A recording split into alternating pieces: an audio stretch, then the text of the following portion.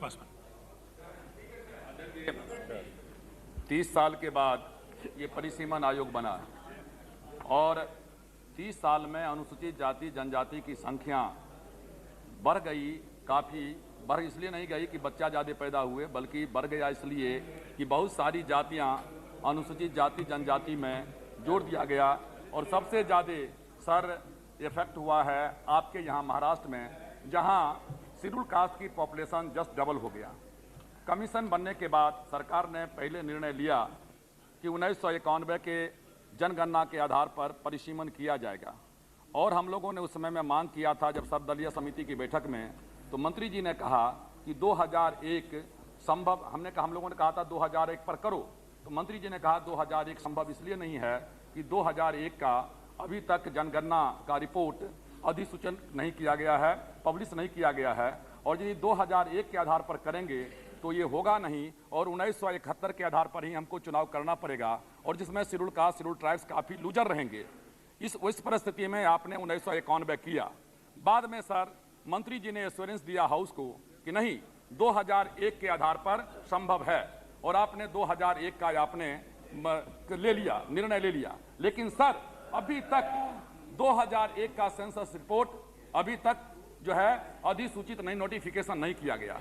मैं registrar general of India से मिला था पर्सनली जाकर के, चूंकि एक नहीं दो नहीं, उसमें 17 शेड्यूल कास्ट के 17 या 18 सीट लोकसभा के शेड्यूल कास्ट शेड्यूल ट्राइब्स के बढ़ने वाले हैं, और 53 विधानसभा के सीट बढ़ने वाले हैं, जो आरजीआई ने कहा कि हम अक्टूबर के पहले नोटिफिकेशन नहीं कर सकते हैं उस पर। और जो आपका इलेक्शन कमीशन है और उसके बाद जो आपका डिलिमिटेशन कमीशन है, डिलिमिटेशन कमीशन उसके आधार पर ही चलेगा। वैसी स्थिति में सर कि मैं मुझको ये शंका है कि सरकार की कॉन्स्पिरेसी है कि 1971 के आधार पर फिर से अगला चुनाव हो।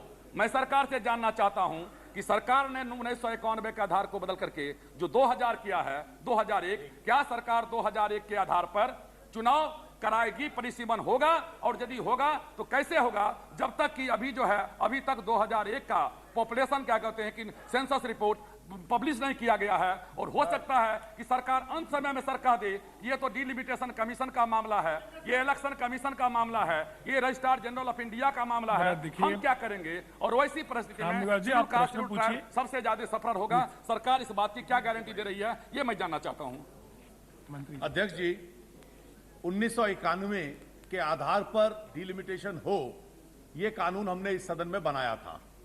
उसके बाद इसी सदन में अधिकतर राजनीतिक दलों के सदस्यों ने यह मांग करनी आरंभ की कि 1991 के बजाय इसको 2001 के आधार पर किया जाए।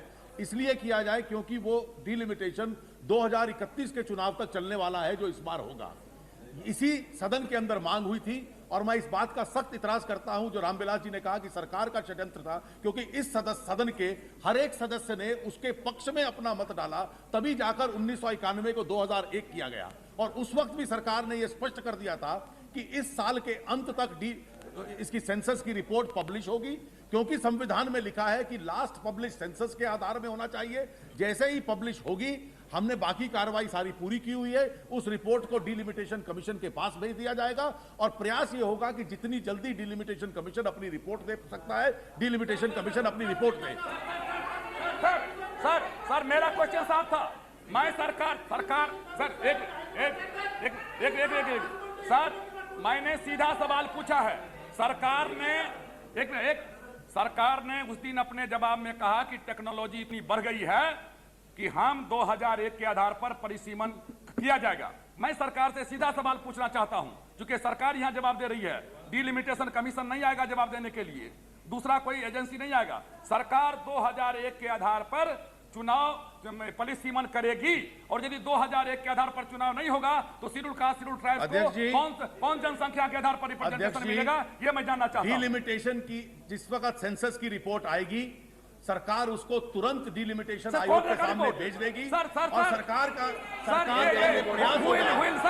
यह प्रयास होगा कि सबसे शीघ्र से शीघ्र डिलिमिटेशन की रिपोर्ट आ जाए। जितनी जल्दी डिलिमिटेशन कमीशन देगा उसको हम नोटिफाई करेंगे। Question number 183 Shri Rajaiah Magesh.